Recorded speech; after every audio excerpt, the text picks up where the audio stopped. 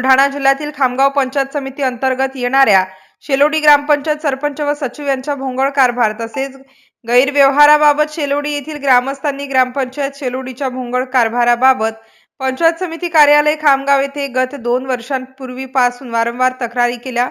दरम्यान सदर तक्रारीची चौकशी 4 सप्टेंबर 2023 रोजी पंचायत समिती अधिकारी भराड यांच्याकडून दिशाभूल करणारी ठरली असून चौकशीत सरपंच व सचिवांना पाठीशी घातल्याचा प्रताप दिसून येत आहे।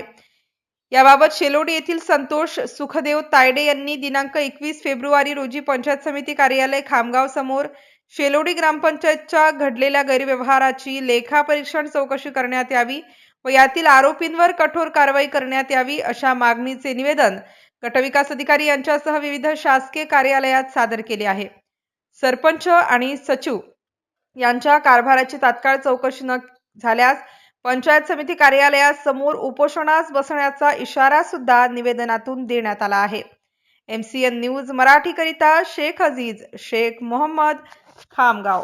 4/7/2000 रोजी खामगाव पंचायत समितीला तक्रार अर्ज दाखल केला होता। खामगाव पंचायत समिती अंतर्गत वारंवार तक्रार देऊनही खामगाव पंचायत समितीचे कर्मचारी गट विकास अधिकारी व विस्तार अधिकारी हे कुंभकर्णावानी झोपलेले आहेत व तक्रार करूनही माझ्या कुटुंबावर उपासमारीची वेळ आली आहे।